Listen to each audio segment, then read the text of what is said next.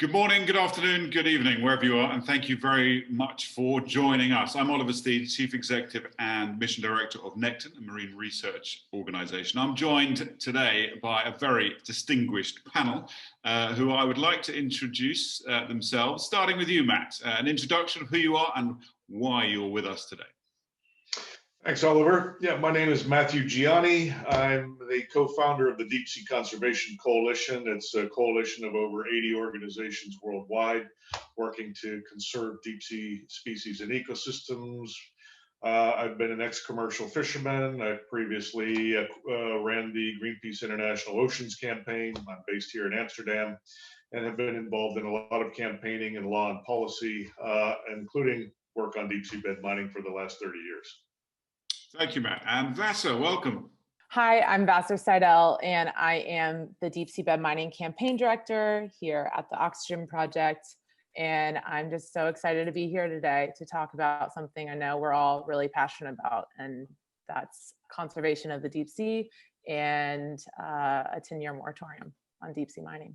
And Jeremy in Seychelles. Hi everyone, thanks Oliver. My name is Jeremy Laguerre. I'm a Seychelles conservationist from the Seychelles. I work with the Seychelles Islands Foundation to protect Seychelles 2 UNESCO World Heritage Sites, but I also volunteer with the Sustainable Ocean Alliance, who's also calling for a 10-year moratorium on deep seabed mining. So I'm very much involved in that campaign, and I'm very grateful to be here to be contributing to what I think is an amazing conversation. Thank you very much. And finally, but last but not least, Andy. So my name is Andy Mining Campaign, which is a group that works particularly in solidarity with groups in the Pacific around the issue of deep sea mining. And my job is a finance advocacy officer, so I'm working specifically around investment in the deep sea mining. My history is working on terrestrial mining, so I came to this primarily working in solidarity with communities, so it's nice to continue that work really. That's the basis of where I'm coming from here. Well, we've got a excellent panel for you today. There's a bit of background. I used to be an investigative journalist, so I'm going to, perhaps you may say always an investigative journalist, so I'm going to be donning that journalistic hat a little bit today, along with my knowledge of the deep sea, to take you on a dive into the burning issues around deep sea mining. So let's set the scene for you all, first of all. There is increasing commercial and political interest in exploiting deep sea floor resources to satisfy the rising demand for minerals and metals, especially for the global technology sector. Countries like India, China, Japan, the US, UK, and the EU, amongst other nations, and alongside them are international corporations that are actively involved in deep sea mining projects and moving towards a threshold of commercial viability. Nearly half of the planet is currently being carved up by a variety of these corporate and state mining and geopolitical interests, which are very much often intertwined. The International Seabed Authority, the ISA, that you'll be hearing a lot about over the next few minutes, is the global body established to oversee the use and protection of the ocean floor. It is opaque, and there exists significant potential within the current structure for possible corruption, collusion and environmental damage if the management of their responsibilities are not closely scrutinized or monitored. So like all institutions and organizations, we need to have eyes on to understand what they're doing, how they're operating, and the impact and the effect of their work. So let's start, I think, with the science. With the deep ocean, where deep sea mining is obviously happening. The deep ocean constitutes 90% of the habitable space on Earth. It regulates our climate, detoxifies our ocean, delivers nutrients to the shallows, and hosts unique habitats which provide refuge and nursery grounds for species that support diets and livelihoods globally. So how much do we actually know about the deep sea at the moment? Who would like to tackle that one? Matt, over to you. Yeah, thanks, Oliver. Well, we don't know a whole lot. We know that it's the biggest kind of biosphere or biome on the planet. There may be millions of species living in the deep sea. And by the deep sea, we mean everything in the water column from about 200 meters depth all the way down to the deep ocean floor, 4,000, 5,000, 6,000 meters or more beneath the surface.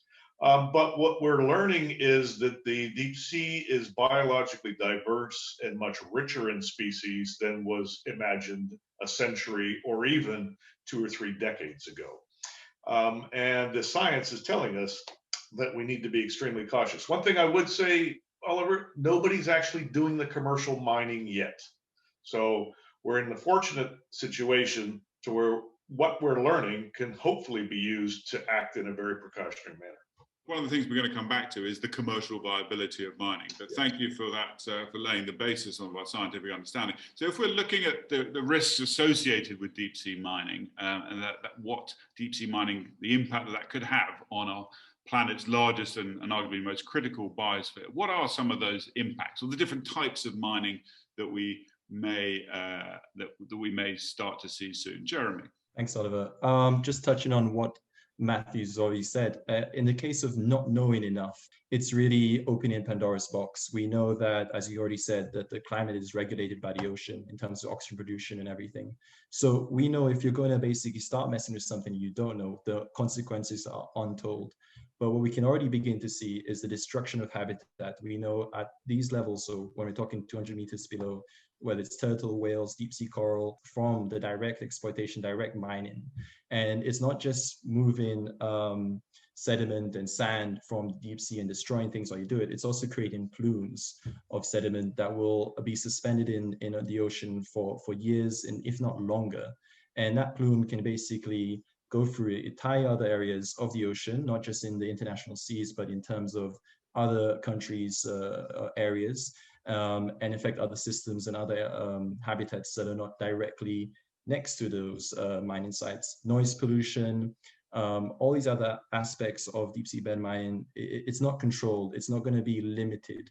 And even in the testing that they've been doing, it's not something that we're going to see on a larger scale be contained, as far as I know. I think it's also a case of, in many cases when you have terrestrial mining, there are many laws and contracts to ensure restoration of the place. So if we don't have baselines to even understand what's been in these places, if this is the first time it's been descended upon by man, we still don't even know all the ecosystem services, all the benefits. Deep sea tourism might be a thing, and we might have destroyed it before we even had the chance.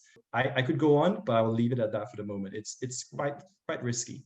Obviously, that's a long enough list to start with. But just to also say, it goes back to my introduction, really. I mean, there's also social impacts as well. The first project that's almost got going, the Solwara 1 project, was off the coast of Papua New Guinea. And it was really within 30 kilometres of the coast. So it was really affecting the local fisher ground. Even beyond that, if we're talking out in the international waters, out in the deep seas, again, it's understanding the migration patterns of fish and what they live on. So even beyond the potential for tourism, etc., there are real impacts in terms of communities as well. And can someone give us a sense of what these plumes might actually look like and actually do? I mean, are they blankets of death which destroy biodiversity? They will be large scale, and they are likely to impact species on the ocean seabed. For example, filter feeding species such as corals that filter organic material and sponges that filter organic material out of the water column. The sediment burden in the water column could be anywhere from 10 to 100 times higher than the natural rates of sediment in, for example, the deep abyssal plain areas where there are nodules that are the target of the mining industry. And those sediment plumes could cover an area from anywhere from 2 to 5 to even larger times the size of the actual mining site itself. So, for example, a single mine that would be licensed by the International Seabed Authority in the Eastern Pacific for the nodules, for manganese, cobalt, copper, and nickel, would cover about 10,000 square kilometers over the course of a 30-year mining license and spread a plume, a kind of an Oklahoma dust storm style plume, over another 20 to 50,000 square kilometers of the seabed. The plumes generated by the disposal of the wastewater that would be pumped up to the boats collecting these mineral deposits on the surface, together with so-called mining fines, the very small particles of the nodule materials, some of which may introduce toxics into the marine environment, as well as the sediment that comes up and the wastewater itself, would go back into the water column at 500, 1,000, 1,500,000 meters depth and spread very large plumes across very large areas and potentially impact commercial fish species, potentially get toxics into the marine food chain and ultimately into our food chain from the fish we eat. So there's a lot we don't know, but some of the things we do know and that independent science confirms is that deep sea mining will cause serious irreparable harm to these communities directly mined through the plumes, but also from plumes over substantially larger areas, which Matt was talking about. And this can cause substantial extinctions. And we have to remember the deep sea is not like the land that we live on. And plumes can stay suspended for a really long period of time. So it's not something that just ends up settling out and the ecosystems can come back quickly from it. It actually takes a really long time and can cause serious impacts throughout the water columns. These are some of the planet's largest carbon sinks, the deep sea. And these ecosystems on the seabed are actually crucial in sequestering and storing carbon into the seabed sediment. And deep seabed mining is a highly invasive and highly destructive industry and practice to these ecosystems. Fauna and Flora International actually laid out in their report as a high risk that climate change implications as the ocean's ability to store, cycle carbon is reduced. So climate change is very much, and the carbon cycle is very much a high risk when we're talking about deep sea bed mining. So am I right in understanding that if one undertakes deep sea mining and churns up the seabed, for want of a better word, and creates these sediment plumes, are we releasing stored carbon by doing that? So that's actually an area where we need more research on. But isn't that a huge question that we should not be doing it until we have a definite answer? And not just a greenwashed answer or an answer from, industry kind of trying to rhetorically work their way out of that question, because I've been in conversations where it's dismissed. Oh, that's not a big concern. That's not a big deal. But where is the science? And once we have that science, then we can write it off as not a concern. But up until this point, it has been laid out as a serious and high risk of a concern. So that is an area that we need more research before we proceed. In addition to that, there's the so-called biological carbon pump, which I'm sure some of the people at the conference are well aware of. But you have the animals living in the pelagic zone down to about 200 meters. Every night there's a huge migration of animals up from the mesopelagic zone, which is at about 200 meters to 1,000 meters, that feed on those animals in the 200 meter depth range, draw that carbon down into the mesopelagic zone, and then there are animals in the bathypelagic zone, which is below 1,000 meters, that come up and eat them. And that whole, they call it the biological carbon pump, because it's drawing carbon down from the surface waters into the deep sea. And as Vassar said and others, in addition to the toxics and the plumes and so forth, you have noise pollution, for example, or the sediment is light pollution or dims the light. So you have animals living in these areas. Again, we know very little about the bathypelagic zone as well, but living in these areas that depend on echolocation, for example, again, deep diving marine mammals. There are animals that depend on clear water and bioluminescence to find their prey or to find their mates and so forth. And again, there are risks associated with the potential of interrupting the biological carbon pump with the noise pollution that would be generated by the deep sea bed mining, the continuous pumping of slurry from the depths all the way to the surface, and the sediment and so forth that would cloud the water column that would be dumped back over the side, in addition to the sequestration of carbon itself in the deep sea sediments. And if we look at it from a biodiversity point of view as well, we have the greatest biomass in the ocean is on the surface, but the greatest biodiversity in the ocean, where we have the peak of biodiversity, is actually deeper down. It's from 1,000 down to 3,000 meters in what's called the bathyal zone. So this is where we've got the greatest biodiversity in our ocean.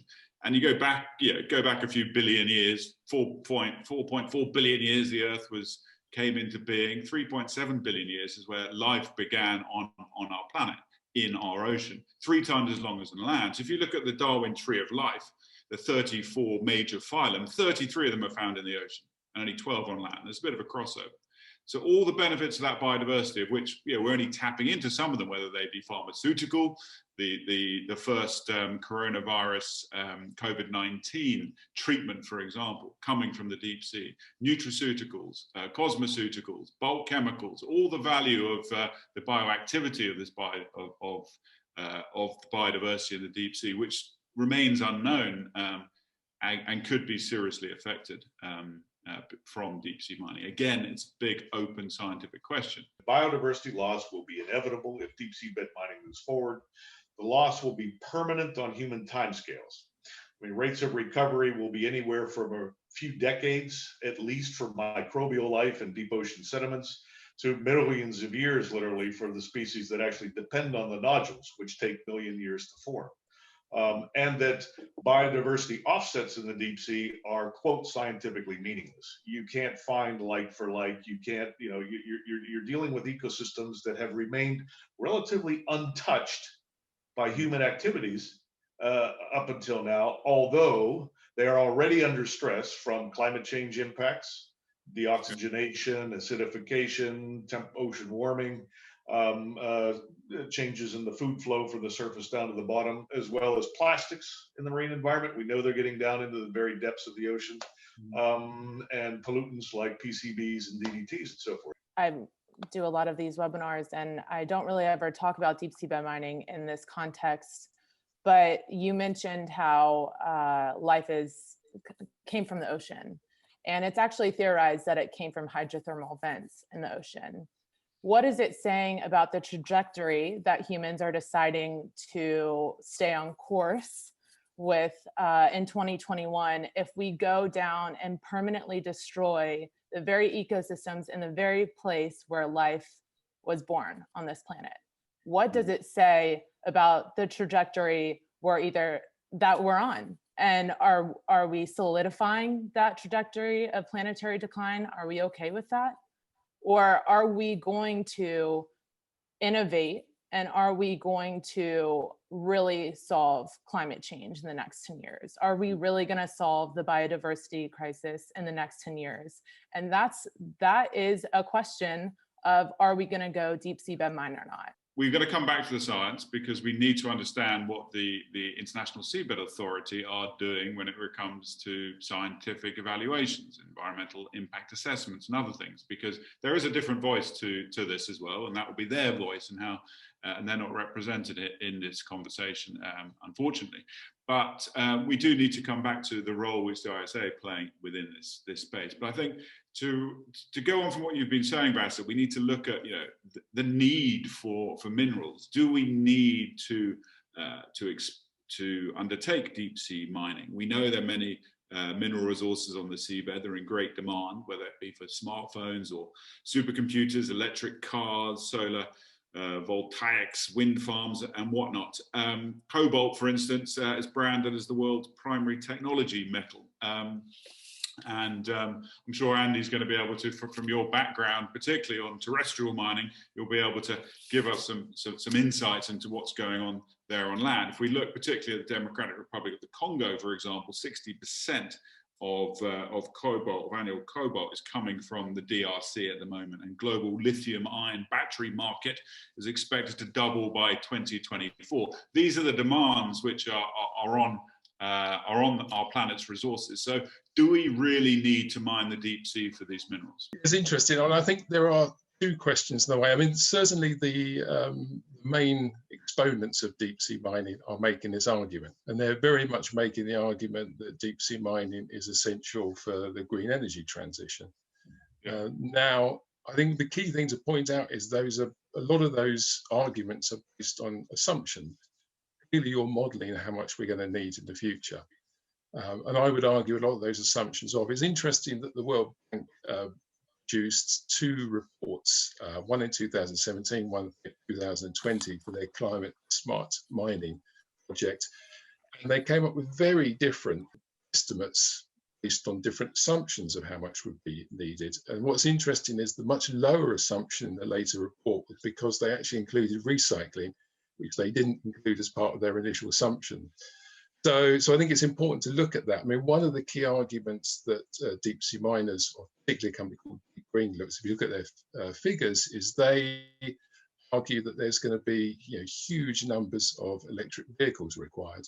Now, clearly, a switch from internal combustion engine to electric vehicles is required for the energy transition, but not necessarily a switch of one vehicle to one vehicle, or even increasing numbers of vehicles. So I think those assumptions need to be based as well on what society what society needs, basically. I think it's important to think through that when you can. And I think one of the other interesting things is that argument about terrestrial versus deep sea. One of the points is that, again, would-be deep sea miners are arguing that there must be a move away from terrestrial because it's bad. For instance, we know there's a lot of bad environmental human rights abuses in the Congo, etc. But the people of the Congo aren't asking for that mining to stop. People in the Congo are asking for that mining to be done without the abuses, of it to be done as environmentally safely as it can be done. So it's important, I think, again, a little bit like the question from us earlier, what does it say about us? That the solution to bad terrestrial mining is that we move into a new frontier, possibly creating new destruction, likely creating new destruction in a new frontier, rather than trying to clear up terrestrial mining. I think, again, the key point really is it comes back for me to those assumptions. And one last point to finish is, there's some really big assumptions made around the technologies that are required for the change. And at the moment, as you say, cobalt definitely required in batteries. If you look at some of the estimates of what's going to happen in the future, already some of those estimates of the new types of batteries that don't use cobalt and don't even necessarily use heavy metals of any sort. We're talking about batteries that are not going to use lithium, but sodium. So, and they could well be coming into production by 2025, 2035, certainly nearer 2035. And if you look at the timescales required to get deep sea miners and industry going, or even deep sea mines going, you're really talking about the same sort of time frame. So where is the economic imperative, the economic surety that you're going to start this whole damaging industry, and it may not necessarily be required. I just wanted to quickly touch on what Andy was talking about with assumptions. I think it's assumptions, but it's also crafted rhetoric. Specifically, he brought up Deep Green's CEO, Gerard Barron, actually is former CEO of a large advertising firm. So he's an advertising man. I mean, these industries, it's not new that extractive industries take this playbook of advertising and currying favor with what the public values as important. And right now they're setting up this false dichotomy intentionally, which is actually very useful in rhetoric and very useful in advertising of either land mining or terrestrial mining. But there's a huge or, and that is truly sustainable solutions. It's a circular economy, and it's consumption behavior change. And all of those things have to happen for us to actually reach our ultimate goal of a sustainable planet and preventing runaway climate change from happening. And this is just not some, young girl talking about, this dreamland. It's actually happening today, and there's proof of that. One example is a battery that's right now in stealth mode. It's a zero rare earth mineral battery, so it has no rare earth minerals. It's created from actually a waste feedstock, and it's 2 times more efficient than anything on the market today. So aka why it's in stealth mode. Also, hydrogen fuel cells have come a really far way. Redwood Materials was created by the co-founder of Tesla, who left recently and started a metal recycling company because he understands that metals are 100% recyclable, and it's important to have a titan in this circular economy like JB Straubel. And then Tesla has a commitment to a no cobalt battery, and they're equipping their gigafactories with 100% recyclable infrastructure. So the point is that we have to scale up these alternatives, and we have to invest in these alternatives. And like you were saying, Oliver, yes, we do not need deep seabed mining to do so. In fact, it's just going to be a hindrance on our collective goals. And if I can come in, just adding on what Vassar has said, I think that dichotomy is essentially a non-starter in the sense that you have literally, we just spoke about how the ocean is this massive carbon sequestration, and yet the supposed solution with going to renewable energy being sourced, materials being sourced from the deep sea would essentially take one of the biggest, helpers in terms of dealing with the climate crisis. So you can't take from one and expect that, to just solve all the problems. It will create its own problems with deep sea bed mining. And as we've already touched on your circular economy, if we want to think about investments, I think if we think about where we should be placing our time, our funds, it's in something that's really going to change the world holistically, intersectionally. I mean, the amount that we are recycling of e-waste is only 10% in the base case scenario. The amount of stuff that's sitting in landfills that is yet to be tapped and not even, if it's done in the right way, it shouldn't even end in the landfill in the first place. So there's so much actually in terms of opportunity to look at, and I think this is what the beauty of redwood materials has really started to show, is that there's profit, there is sense, there's holism in actually doing the right thing. And in 10 years time, or in however given long period of time, we will see that ethical, sustainable investment pays off. So there's actually very, very clear evidence that this is not going to work out for those who are going to say this is the solution. It will not work out scientifically. Well, I'd like to move on. Thank you, Jeremy. To move on towards the commercial viability of it, both from a recycling point of view, and one must imagine, and maybe this is something Andy can contribute on, that to re-mine, if you like, existing metals which are out there in the global system already, rather than go and mine new minerals on the seabed, or indeed in the Congo or elsewhere. One would imagine that business structure, that business model, should become more economically viable in the long term. We're starting to see it becoming more viable already, and we're starting to see more of that happening. But if we look at the commercial viability of mining itself, Matt said earlier that it's not commercially viable at the moment. I did a little bit of research beforehand. So what I found was that in late 2017, the Japanese government state-owned mining company successfully extracted zinc from the seabed 1,600 meters off the coast of Okinawa, containing the equivalent to Japan's annual consumption of the metal, starting to indicate in my mind that it is possible to undertake mining.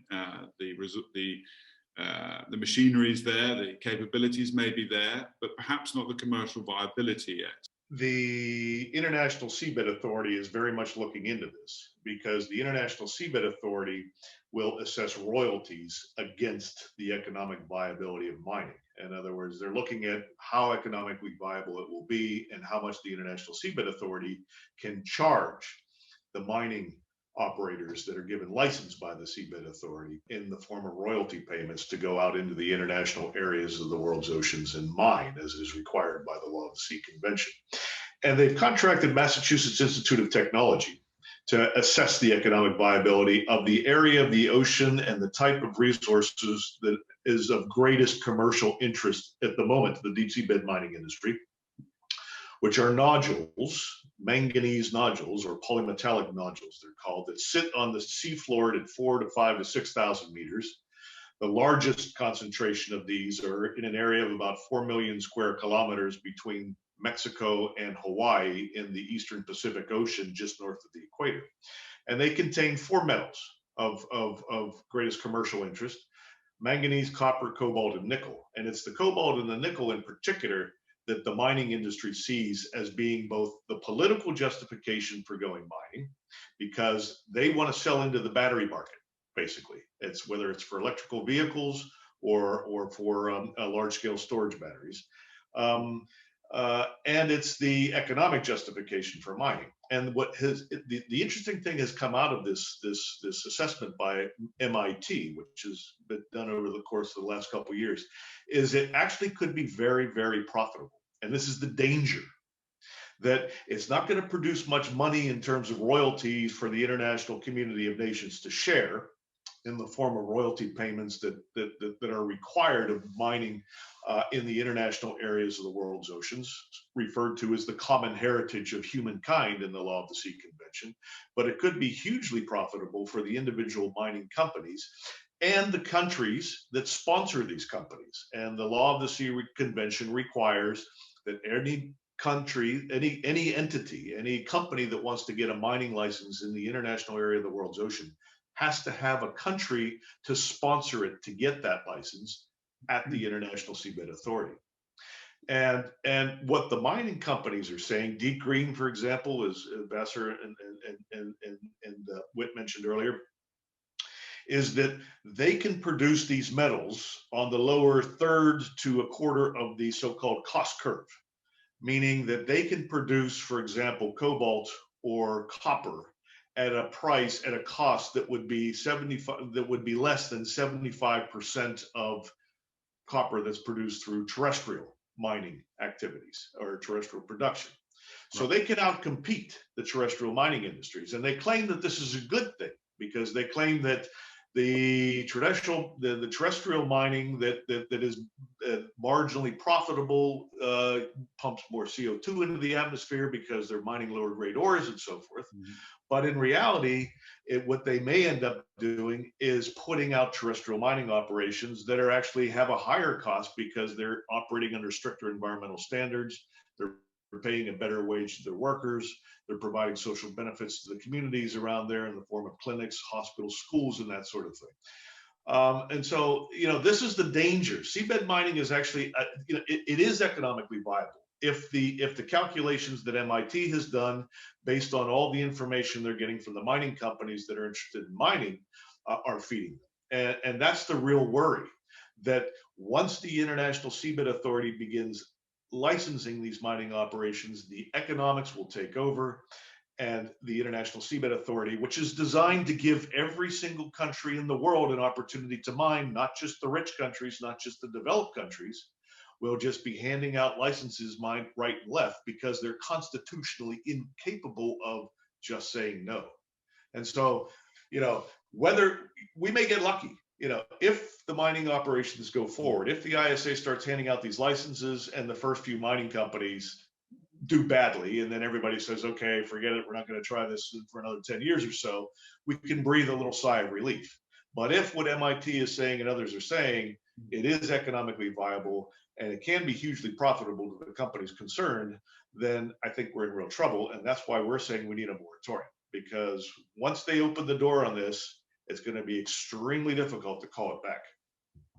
So where are we now when it comes to the contracts being issued for exploration and exploitation? Because there's a key difference there, right? Yeah. Well, the International Seabed Authority has issued 30 exploration contracts covering somewhere between 1.3 and 1.5 million square kilometers of ocean bottom.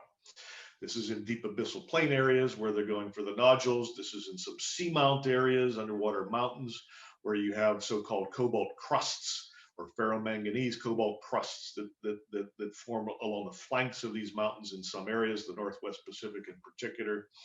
And then the hydrothermal vent deposits that Vassar was talking about, where you get the rich concentration of metals in association with this hot venting water that comes out of the Earth's crust.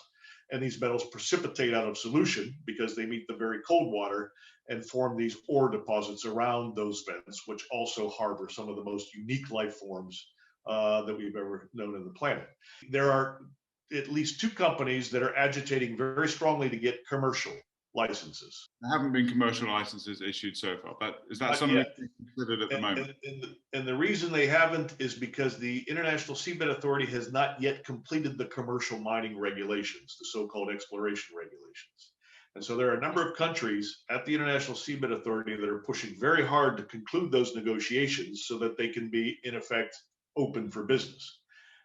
And there are some bylaws built into the Law of the Sea, into the International Seabed Authority, which are established under the Law of the Sea Convention, that basically say if there are no exploitation regulations in place and a company wants to mine, the country that sponsors it can signal that it intends to apply for a mining license.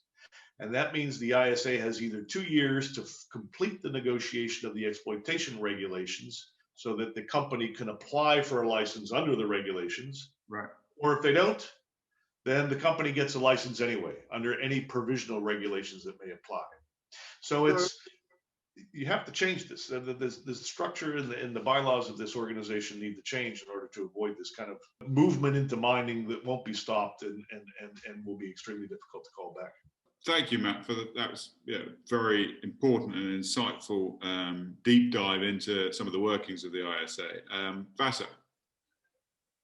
I just also wanted to underscore something maybe the audience doesn't know about the International Seabed Authority.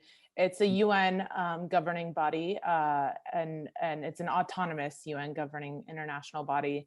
And it's actually set up as both the profiteer and the steward of the deep sea, which there's an inherent conflict of interest here. And it's really come into light and into practice as the drafting of the exploitation exploitation regulations have unfolded. And one quote that I think is really important, and I bring it with me whenever I speak on this, is that the Secretary of the General of the ISA, Michael Lodge, has said himself, once you have mining, you have monitoring. Then you can develop standards and you can progressively tighten those standards once you have a feedback loop for monitoring your own activity. So leadership in the ISA is outwardly prioritizing the launch of a new global industry and is looking for ways to circumvent rather than prioritize environmental sustainability, which is part of their duty and part of their job. And unfortunately, deep seabed mining is just shaping up to be the same old story of another extractive industry where few are likely to benefit and the external costs will be squarely on the people and the planet. I think the biggest question is the ISA fit for purpose to be making these regulations and these decisions that can alter the course of our planet and the course of history and for future generations to come, especially when the seabed and the subsoil thereof is defined as the common heritage of mankind. And right now we're seeing that potential for a conflict of interest really taking shape, like I mentioned earlier. And, you know, the original vision of the ISA was to bring about equity and opportunity for developing countries around the world, which I have to say is a beautiful depiction. And if we could get there, then, and we could do it sustainably, and there is independent science backing it up, I will be there. But right now, the ISA is not operating that way, and it's becoming very apparent that this is really the colonization of the seabed and corporate capture of the deep sea and the resources. I mean, one thing that's interesting, with a background from terrestrial mining, is that mostly what you're talking about in terms of companies is fairly small players. In terrestrial mining, you tend to have junior companies, as they're called, who then go out and do sort of initial exploration, and sometimes the bigger companies then buy in and follow up. It's very speculative. You know, there's big money to be made potentially, and then there's also big money to be lost as well. I think that's, you know, pretty much most of the people we've been talking about, and certainly Green we mentioned, and Nautilus, which was in charge of the Sawara 1 project, they're very small companies. And they actually have, in general, fairly niche investors who are invested in them. Some of them have slightly bigger connections, and for instance, Deep Green has a connection to Glencore, which is a major mining company, global mining company, an offtake agreement. But generally speaking, we're talking about, you know, high risk money that's going into this.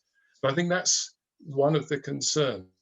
I mean, we come back to who's going to benefit from this, and at the moment it seems mostly who's going to benefit are the companies. I mean, for instance, Jared Barron, who was mentioned, he was an investor in Nautilus before Nautilus went bankrupt.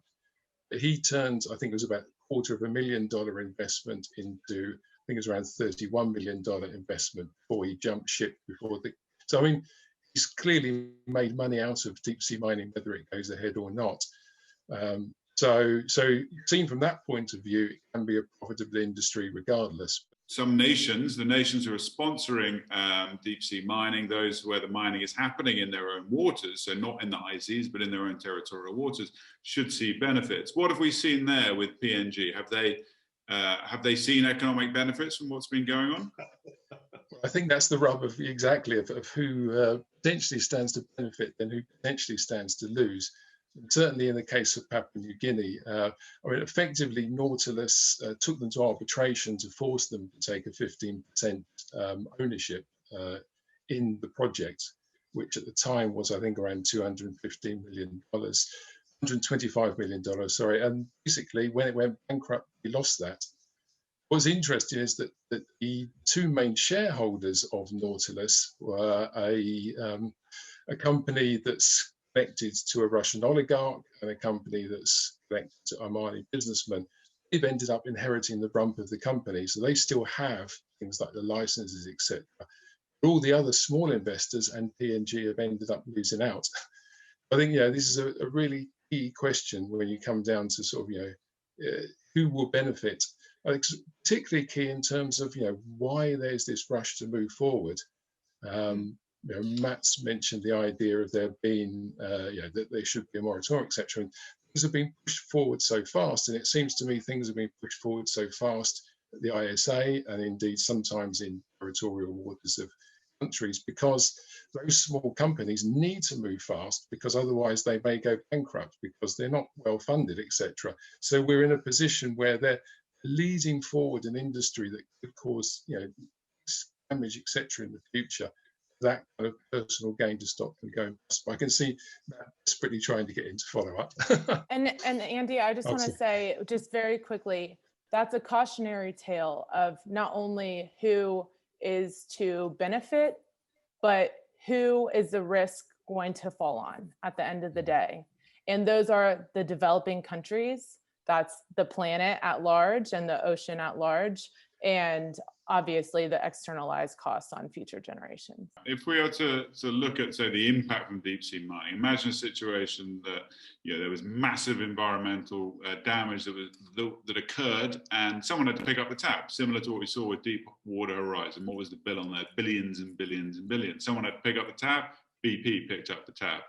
If it's a nation, a small nation like Kiribati or others who are sponsoring, I think, a deep sea mining contracts with some of these businesses, do they have the financial viability to actually pick up a tab like that if there were, worst case scenario, a massive environmental catastrophe occurred and they are the sponsoring nation? Therefore, are they responsible for picking up the financial costs for what could happen? Is that how the system's meant to work? And not necessarily. There is an open question as to who pays for that cost. But if it's a huge cost, the liability may fall on a small island developing nation or some other nation that just doesn't want to pay the cost, and by legal means they'll be able to wiggle out of it. The other thing, of course, is we may not find out that species have gone extinct until well after the mining operations have occurred, because the impacts of the mining will reverberate through these deep sea ecosystems for decades, if not centuries to come. It's slow going down there in the deep sea, and by the time the full impact rolls across the bottom, it may be 50 or 100 years before we discover truly how badly the impact actually was. But let me come back to the company's question, Ollie, because there are some really big companies, Lockheed Martin, for example, that's in this game as well. And as Whit mentioned, Glencore, Maersk, and Allseas, one of the big undersea pipeline companies, have partnered with Deep Green. But I would also add there's another set of companies, the so-called state-owned enterprises. China has 5 exploration licenses.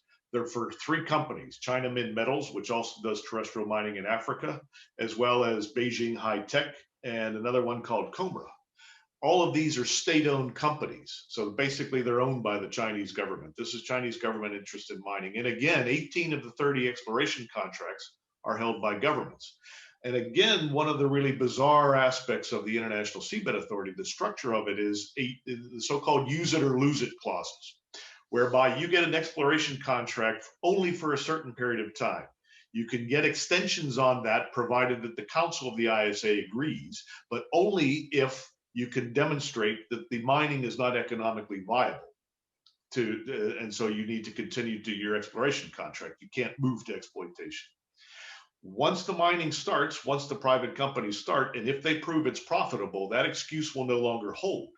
And countries like Germany, like China, like Japan, like India, that have these exploration licenses are going to be faced with the prospect of either losing their claims altogether or start mining them, even if it isn't profitable, to hold on for geostrategic purposes that resource for future potential demand that they may see for what they perceive as potential critical supplies of raw materials. So in fact, the way the ISA is structured, again, once you start mining, it's going to force all of the exploration, all the current contractors with exploration licenses, and there will be more. There will be a 31st exploration license contract issued for a company called Bloom Nodules Jamaica, which is not which is kind of like a deep green.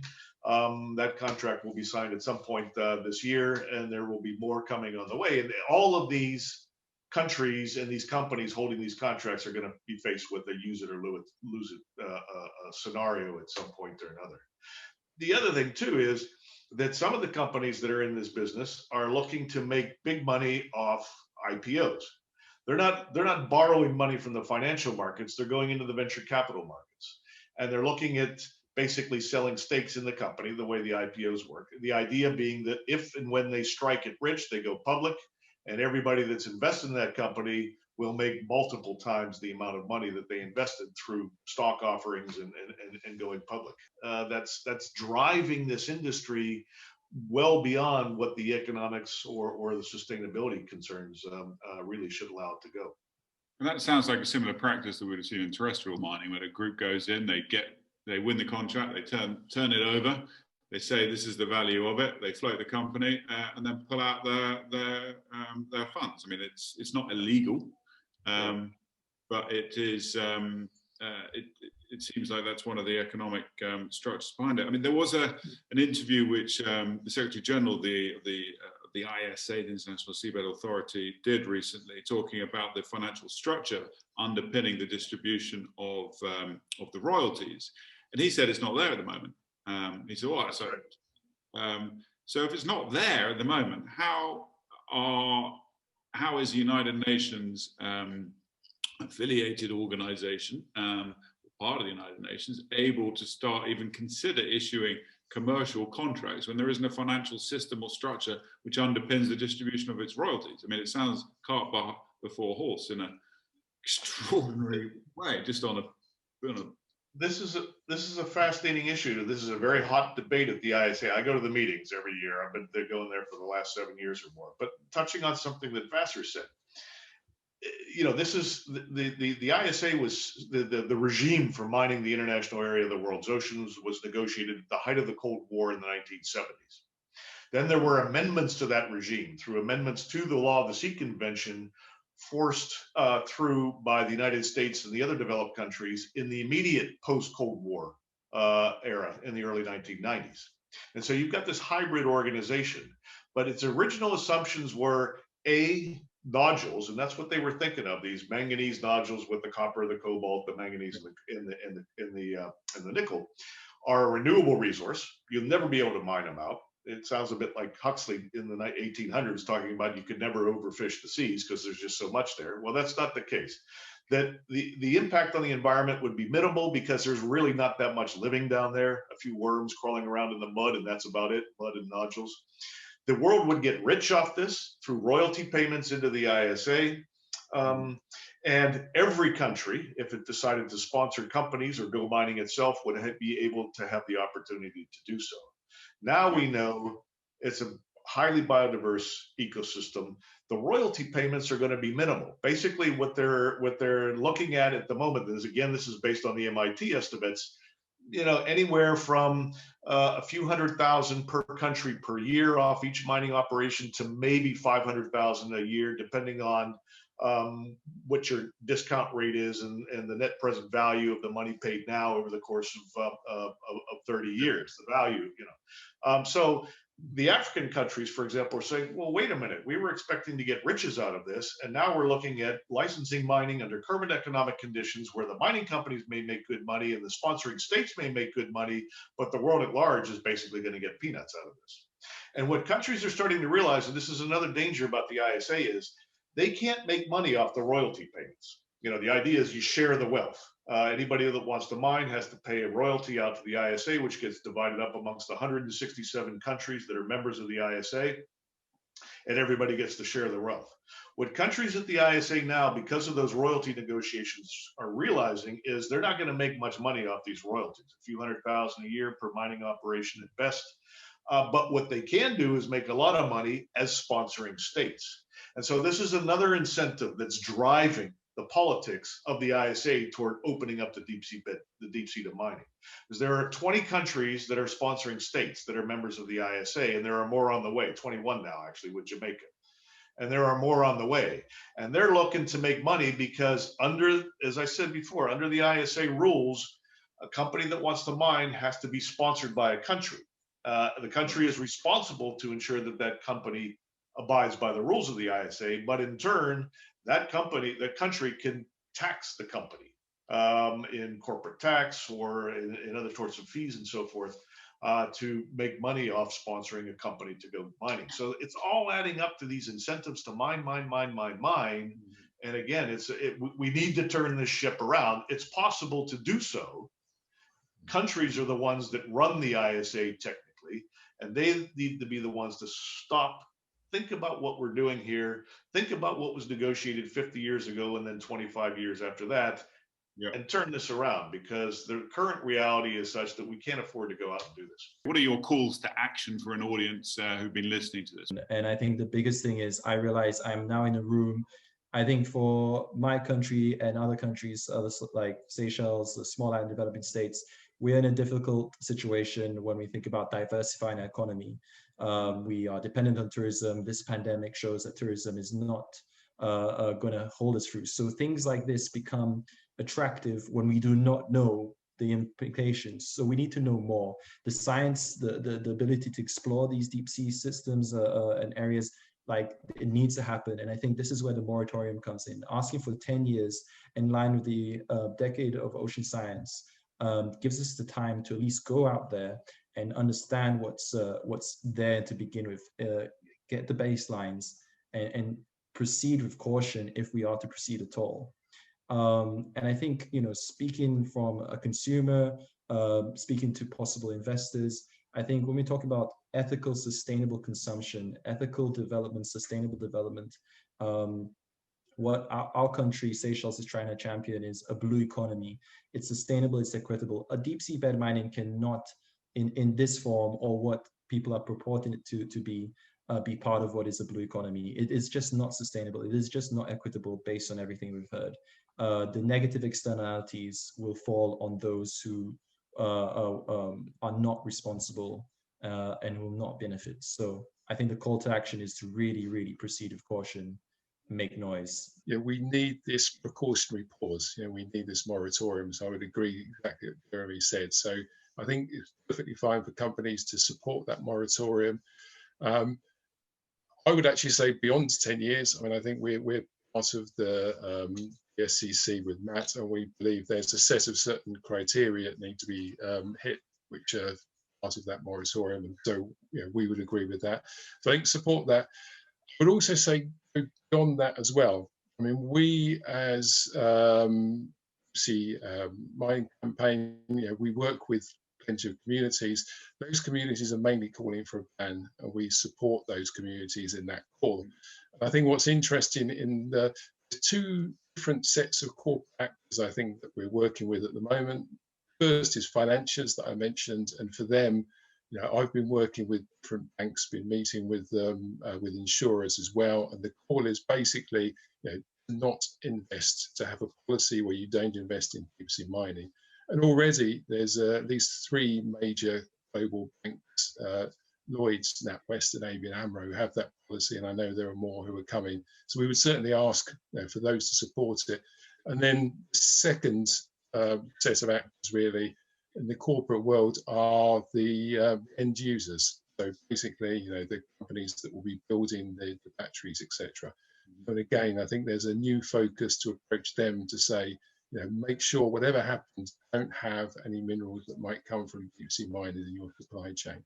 We've got a position up on our website, a moratorium until we have better science, until the reform of the ISA, deep reform takes place, until governments are serious about investing in a circular economy and aligning any sort of movement toward mining with current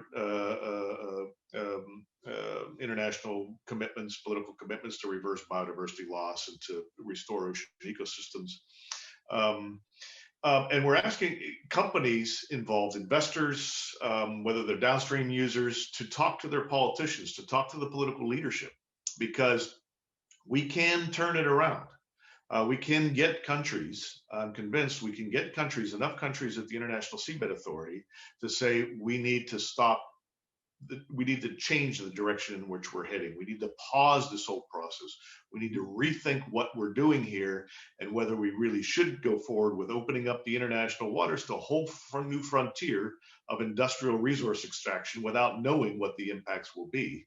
And we can wait another 10 years or 20 years until we sort these questions out and then have enough of an information base to be able to make informed decisions as to about whether the world should go mining or not, and if so, under what conditions. But just to conclude, we don't need these metals from the deep sea. It's the battery industry that the deep sea mining industry and the ISA itself is looking at to justify why they would decide to go mining and the economic benefits that would be derived, or the economic viability to be derived. And batteries are being made with, phosphate, the lithium iron phosphate batteries are already being made by CATL in China. They're being marketed by Tesla in China. There are alternatives. And what we need our governments to do is, in choosing and investing in renewable energy economies and investing in dealing with climate change, they also need to invest in the materials and the technologies that won't make the biodiversity crisis worse, because we've got two main crises here: climate change and biodiversity crisis. And you don't want to solve one by making the other worse. And there are avenues to do both, to solve both. And that means choosing the good materials, choosing low impact materials, choosing circular strategies, and not opening up a whole new area of the planet for industrial resource extraction and wake up in 30 or 40 or 50 years and realize, Jesus, we made a huge mistake.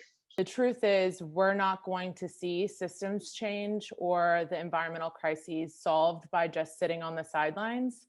It's really time for people to become their own advocates in their own networks, and their local governments and their regional governments and their national governments.